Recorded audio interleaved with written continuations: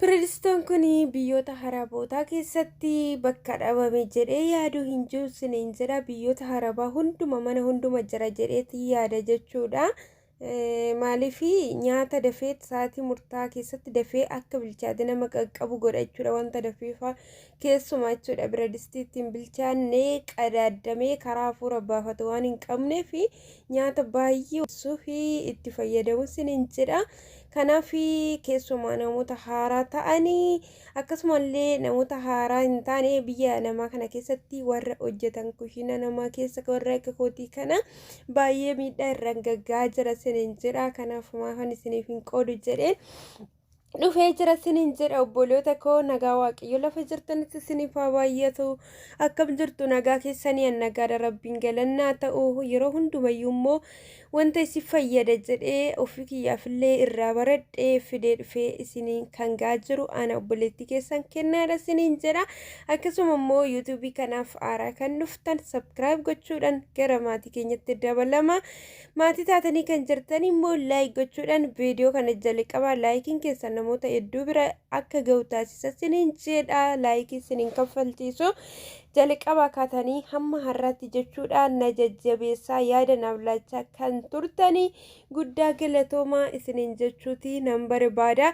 Ittaasuudhaan namoonni qeeqanaaf kennitanii kallattii adda addaatiin jechuudha guddaa galatoomaa qeeqni keessan anaaf ta'ee jira. Maaliifii gara sooshaal miidiyaa kana gaafan dhufu of amansiisee isa gaaris isa hamaa ta'es immoo nan danda'a jedheetiin gara kana dhufe. Kanaaf haati jechuudha ijoollee ishii hamala garagaraa amala akkamiyyuu yoo qabaatanii ijoollee ishii sana hamala isaanii dandeessee wajjin jiraatti siniin jira. Kanaaf anis of amansiiseen gara keessan dhufe siniin jechuu jaalladha. Obboloonni lakkoofsa koommoo koomentii jalatti na gaafattanii koomentii jala otoo hin taane porofaayilii koo jalatti lakkoofsa koo maxxanseen jira. Namoonni na dubbisuu barbaadan achi lakkoofsa koo fudhattanii telegiraamii fi waasaappiidhaan na dubbisuu dandeessu jechuudha. Isa kana lamaan kanaan fayyadamaa jiru.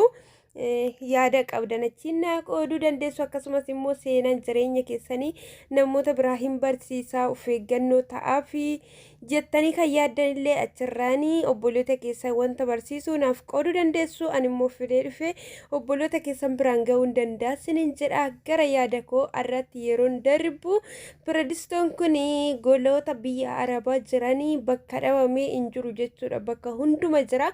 Pireesistoon kun daqiiqaa muraasa keessatti sa'aatii isaaf qabame jechuudha.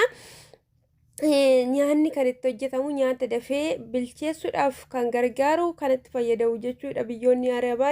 Kanaaf qadaadni isaa baay'ee qadaadama keessumaa ishii gubbaarraa kana hafuura akka hin baafanne godha waan ta'eef affanamee nyaanni illee akka bilchaatu dafee kan taasisudha siniin jedha. Kanaaf obboloonni keenya baay'een keessumaa gara biyya namaa kan dhufan biyyoota namoota namaa keessas immoo yeroo dheeraadhaaf kan turanii pireesistoo kanaan miidhamaatii akka isaan jiran siniin jedha. Obboloota koo akkamittiin miidhamu immoo yoo jettanii pireesistoon kun baay'ee affanamee otoo qilleensa hin baafatin tura waan ta'eef qadaada isaallee yeroo qadaadan seeran ittiin qadaadamu yoo ta'e inni gubbaarraa kun namoota itti futta'uu danda'a siniin jedha.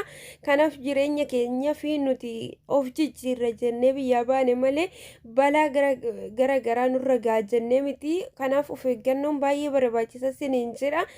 Pireesistoon kun kan buqqa'u akkuma beekamu ibiddi jala dhaabfamee yeroo sa'aatii isaa ga'eera nyaanni jennu ibiddi jala dhaabfamee amma inni qabbanaa'utti ibiddarra tureeti. Sana booddee ishii gubbaarraa kana jechuudha kan nuti irraa baafne. Inni yeroo inni achirraanis hafuura baafatee xumuree kan nuti irraa fuunee banuu dandeenyu jechuudha duraanii. Haa ta'u iyyuu malee jechuudha hamma immoo akkasittiyyuu akka isin hin banneen isinitti himuu barbaada. Obboloota koo ibidda jala dhaabsisanii daqiiqaa muraasa jechuudha amma inni xiqqoo ishii tasgabbaa'ee targaagga'utti jechuudha. Achi abidda jalaa dhaabsatoo isuma gubbaarraa kanayyuu akka hin buqqisnetti biyya Arabaa keessatti iddoo itti mi'a dhiqanii jira waan ta'eef kushiinaa keessa achi keessa kaa'atoo bishaan irratti banaa isiniin jedha. Bakkumatti mi'a dhiqxa sana erga bishaan itti bantanii bishaan sun hin qabbaneessa jechuudha. Achi keessa tursaatoo yeroo bishaan itti naqxanii xiqqoo qabbanaa'u isaa beektanii Sana booddee qadaada ishii gubbaarraa kana irraa baasatoo isumayyuu jechuudha bishaan irraan dabalaa itti naqaa jechuudha. Aarri biradistoo akka fuula keessanitti hin baane akkasuma immoo aarri biradistoo harka keessanillee akka isin hin laballamne jechuudha. Keessumaa baay'ee ulfaataadha jechuudha dhugaa rabbii jechuudha.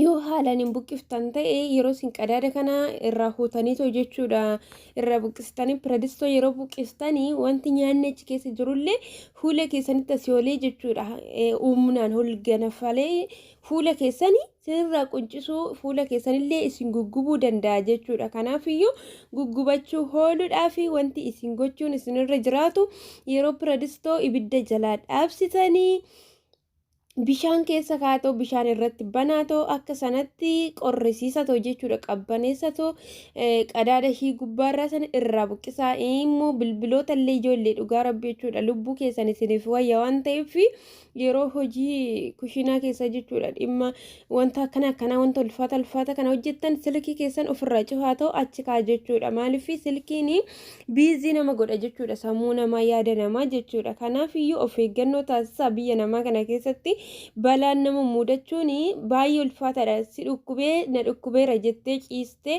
boqochuutii hin dandeessu jechuudha. Otoo adduu fayyaayyuu qabaattee biyya namaa kana keessa hojii biyya arabaa kana hojjechuun baay'ee ulfaata jechuudha. Kanaaf waaqayyoon gaditti waaqayyoodha kan nama eegu waaqayyoon gaditti namnis immoo amma dandeettii isaa of eeguun baay'ee barbaachisaadha jechuudha. Kanaaf iyyuu of eeggannoo taasisaa isiniin jedha obboloota koo akkuma argitanii fuutanii irraa hin baasina qadaada ishii gubbaarraa tanas immoo yeroo qadaadanichee godhaatoo qadaada isiniin jedha. Waaqayyoon lafa jirtanitti sinaa eeguu wantoonni akkasii baay'ee jechuudha deddeebi'ee obboloota keenya mudachaa jira. Kanaaf maafan isiniif hin qoodu jedheetiin dhufe isiniin jedha. Waaqayyo uuman immoo isinaa eeguu isiniin jedha. Nagaan akkuma maatii keessanirra nagaan baatoo gara maatii keessanitti deebi'aa isiniin jedha. Hadaraa keessan wantoota baay'ee sinaa surree akkanaarree jechuudha. Namni yoo jiraate waan hundumayyuu gochuu danda'a isiniin jedha. Lapheen keenya dhumeera ijoolleen biyya harabaa jechuudha. Amma mucayyoon gadda boqotteedhaan tokko shintibeetii keessatti kuftee boqottee achumaan jiru jechuudha. Sababa bakka dhiiga hin qabne yeroo baay'ee silkii irratti dabarsinu nyaata keenyallee seeraan nyaachuu hin dandeenyeef isiniin jedha. Nyaata keessanillee seeraan nyaadhadha isiniin jedha. Mana nyaanni hin jirre yoo ta'es immoo birrii keessaniin bitadha nyaadha yoo jiraattan boru ga'uu dandeessu isiniin jedha. Nyaanni odoo jiru immoo madaamota isin dhorkatan immoo tole hin jedhinaadha. Nyaata keessa fudhadha nyaadha maal nyaatti jettanii yoo sirreebde immoo biirootti sinaa geessitu hojiin hojjetinaa isin jedha ta'adha. Duraan dursaa ta'u boruu keessan otoo hin taane har'a keessa jechuudha. Ofirratti hojjedha nama har'a jirutu boru darbee jiraachuu danda'a malee har'a yoo duute boru darbitee jiraachuu hin dandeessu isiniin jedha. Amma viidiyoo biraatti hin deebine walitti dhufnutti nagaan naa turachaa.